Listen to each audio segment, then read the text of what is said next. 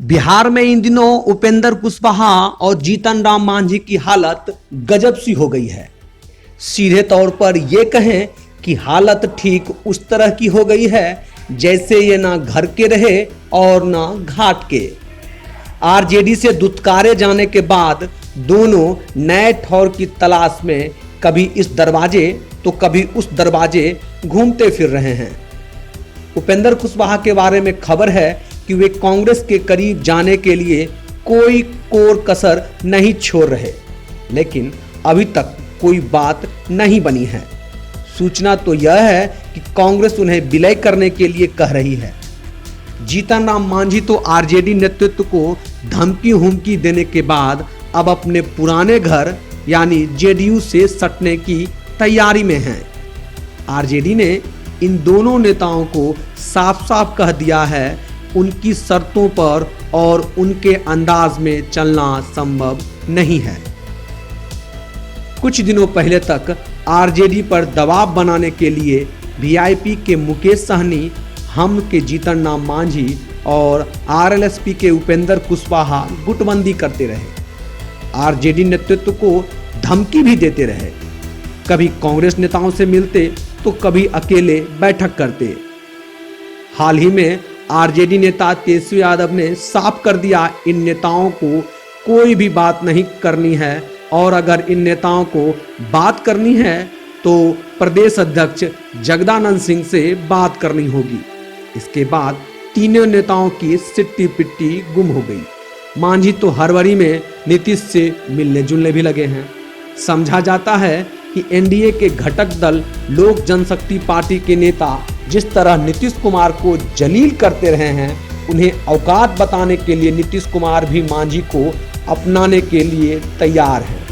लेकिन एक शर्त उन्होंने थोप दी है कि हम का जेडीयू में विलय कर दें। विलय की शर्त कांग्रेस ने आरएलएसपी नेता उपेंद्र कुशवाहा के सामने भी रखी है। कुशवाहा की दिक्कत है कि जिन स्वजातीय वोटों को लेकर वो मुख्यमंत्री बनने का ख्वाब देखते रहे हैं और नीतीश कुमार से खुद को कमतर नहीं मानते हैं, विलय के बाद उनका यह हक खत्म हो जाएगा। लेकिन हालात जो बन रहे हैं उसमें नहीं लगता है कि कांग्रेस अपनी शर्तों से पीछे हटने को तैयार होगी। दरअसल मांझी, कुशवाहा और मुकेश सहनी स्टीयरिंग कमेटी बनाने की मांग लगातार कर रहे हैं, लेकिन आरजेडी ने साफ इनकार कर दिया। उल्टे तेजस्वी ने मांझी को नसीहत दे डाली कि महागठबंधन के बारे में कोई भी बात करनी है तो प्रदेश अध्यक्ष जगदानंद सिंह से मिले। इस पर तिलमिलाए मांझी ने यहां तक कह दिया कि जगदानंद से उनकी पार्टी का प्रखंड अध्यक्ष बात करेगा। यानी अब यह साफ हो गया कि आरजेडी महागठबंधन के घटक दलों को अपने इशारे पर नचाएगा। संदेश साफ है, नाचिए नहीं तो बाहर का दरवाजा खुला है। तेजस्वी, लालू यादव या उनके परिवार का कोई सदस्य घटक दलों से बात नहीं करेगा। इसके लिए पार्टी ने प्रदेश अध्यक्ष जगदानंद सिंह को अधिकृत कर दिया है। कांग्रेस ने भी इस मामले में एक तरह से टांग अड़ाना मुनासिब नहीं समझा। सीधे कहें तो जीतन राम मांझी और उपेंद्र कुशवाहा दोनों को उनकी अपनी औकात बता दी गई है।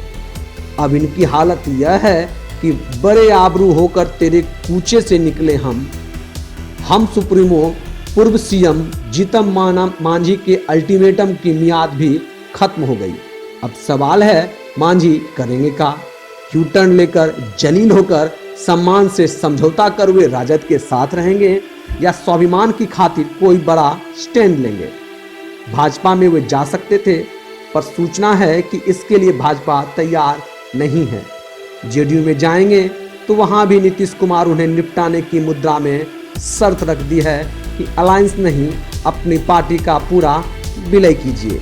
यानी आगे कुआं पीछे खाई, इसके अलावा कोई विकल्प भी नहीं है। अब बात रालोसपा सुप्रीमो उपेंद्र कुशवाहा की। उनके साथ भी राजद मांझी जैसा वर्ताव पर उतारू है। ऐसे में सवाल उठता है वे क्या करेंगे, उनका क्या स्टैंड होगा? जदयू भाजपा से अलायंस की संभावना तो दूर दूर तक नहीं है। वर्तमान परिस्थितियों में राजद के साथ अब रहने का मतलब अपने पैर पर कुदाल मारना है। कांग्रेस ही उनके लिए सुरक्षित ठिकाना हो सकती है, इसके अलावा कोई विकल्प नहीं बचता। राजनीतिक गलियारों की सूचना पर भरोसा करें तो नीतीश की तरह कांग्रेस भी उपेंद्र को निपटाना चाहती है। उसने भी प्रस्ताव दिया है कि अपनी पार्टी रालोसपा का विलय कांग्रेस में कर लें, बाकी जिन्हें टिकट देना है उन्हें देंगे। आपकी भूमिका राष्ट्रीय स्तर पर तय की जाएगी।